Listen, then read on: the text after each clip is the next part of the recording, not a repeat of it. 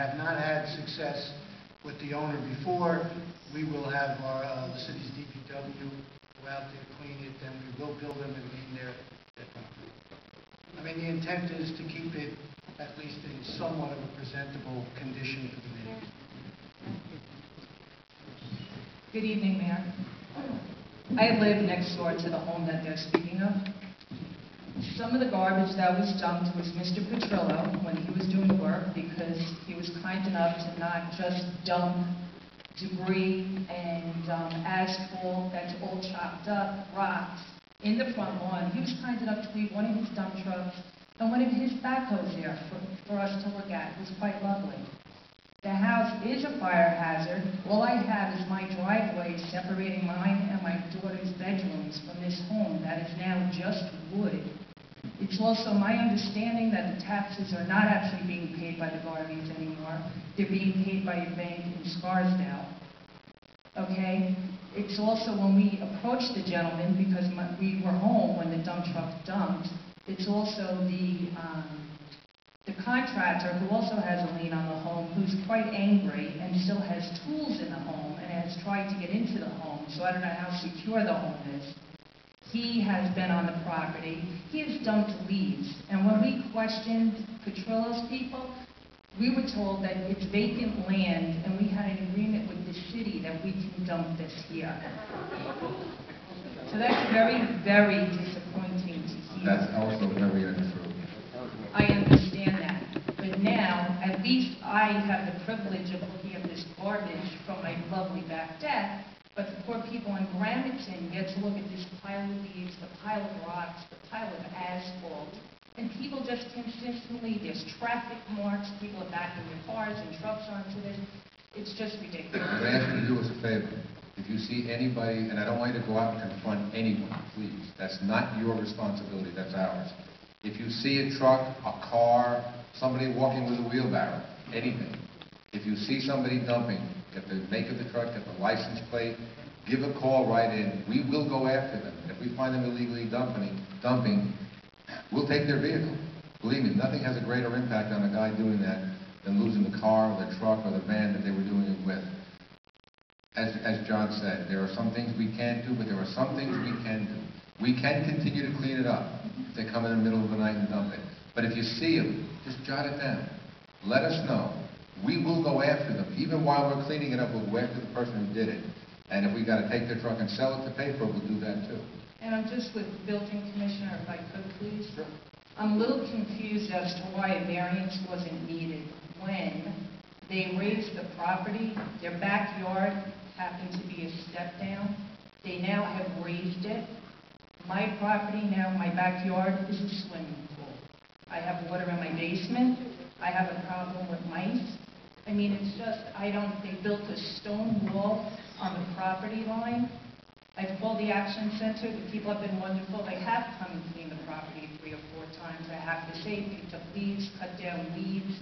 They did a great job. We've also filed, not a complaint, but a question. There is a city-owned huge tree that's been dead for probably 3 or 4 years that we're concerned is going to come down on someone's home, either backwards onto my home or to some of the other homes on in Gramerton directly across from this tree.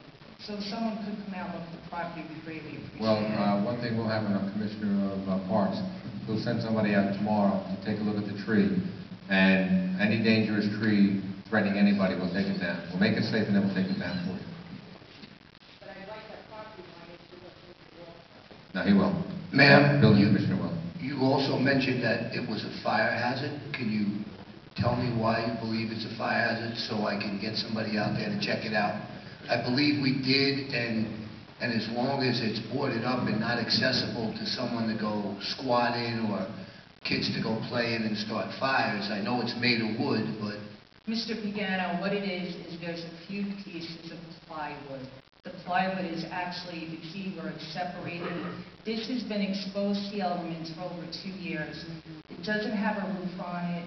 The rain's coming down.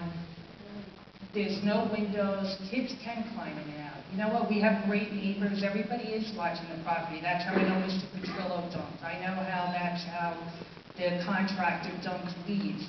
We have been talking to them. To one point, my husband got the gentleman to come back and get his leads. So we didn't report him, and the guy came back and got some of the leads. I'll have it checked out again. It is, it's all wood. I have friends that are Yonkers fire officers, and they have said this is ridiculous, it's way too close to your home. If that one little spark, if something should happen, my house is up.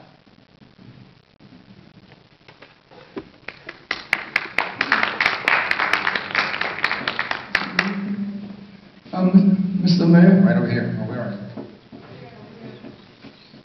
Hi. My question is, I noticed in the past years, anytime there's a financial crisis, there's a reduction in forces, and it affects our essential forces, like the Yonkers Police Department, the Fire Department, and various other departments. Now, these departments are essential.